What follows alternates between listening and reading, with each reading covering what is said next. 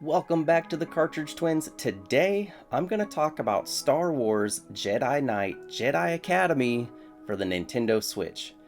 Try saying that title 3 times fast. Jedi Academy, originally released in 2003 and has been ported over to the Switch, and as far as I can tell, nothing has been changed. You can definitely tell this was a PC game, and it plays okay on the Nintendo Switch, but let me tell you right away, it is quite the buggy, glitchy game. I had the game crash numerous times. I had my save states disappear out of nowhere. Thankfully, I restarted the game and they reappeared somehow. And in the first level, right away, I discovered this is going to be a glitchy playthrough. I'm going through, you cut down a tree with your lightsaber and your buddy's supposed to follow behind, but all of a sudden he just dies out of nowhere. Yeah, it's a glitch. You have to restart the game. Thankfully, it was early on in the game and not late in the game, but let me tell you, the whole time I was playing, I was nervous that some other game-breaking bug similar to that might pop up. It didn't. But it was a little bit of a rough playthrough, let me tell you. That isn't to say I didn't have any fun with this game, because I definitely did. If it wasn't set in the Star Wars universe, would I play through the whole thing? I don't know. But thankfully it was in the Star Wars universe. It's familiar, but new. And the combat, honestly, was a little bit of fun. It's kind of like hack and slashy. You pretty much just use your lightsaber, at least I did. Occasionally you use some of the other weapons that you have, and those other weapons are pretty cool, but just running around with the lightsaber, hack and slashing your way through, that's pretty much how I played. Yeah, then you can use your forces, whether it's dark or light forces, which was a great touch as well. But really for me, the fun just came from running through and mowing down enemies with that lightsaber. And speaking of lightsabers, as far as I know, this is one of the early Star Wars games, maybe the first, where you can actually choose a different lightsaber colors, the hilt, and when choosing a different lightsaber style, it does affect how you play the game, like your fighting style, which I also thought that was really cool, and I hadn't experienced in an older Star Wars game before. You get to kind of customize your character as well. There's not a lot of customization, but it was a cool touch just to kind of create your own Jedi.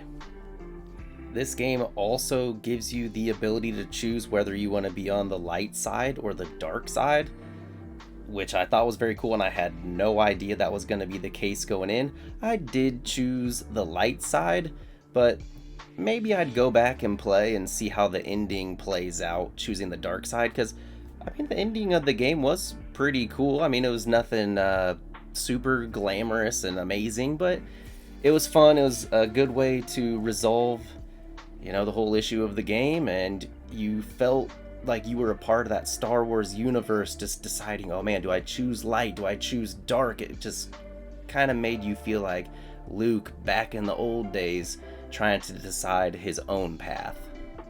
So speaking of the path, the story is pretty similar for the Star Wars universe.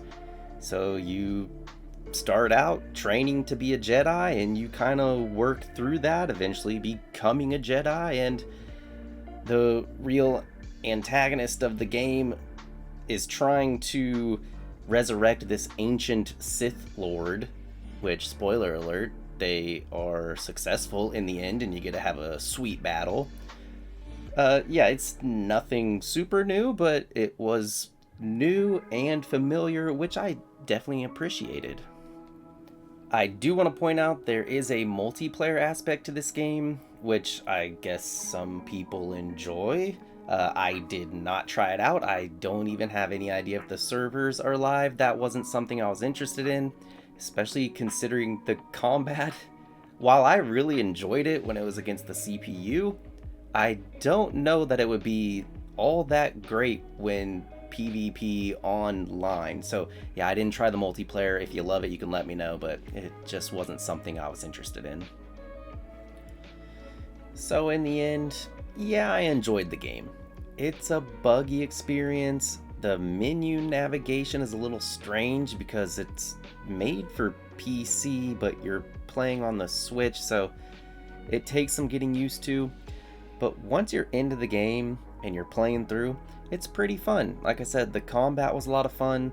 The story is a very Star Wars story, what you expect. I'd probably rate this like a 6.5. I am looking forward to playing the second one. I probably won't get around to that until next May during Star Wars month. There's so many better games out there. But hey, if you get this collection on sale, or you're a big Star Wars fan and you like old school Star Wars games, this one might be worth a play. But with all that being said, as usual, remember, without video games, things do not seem to go as well.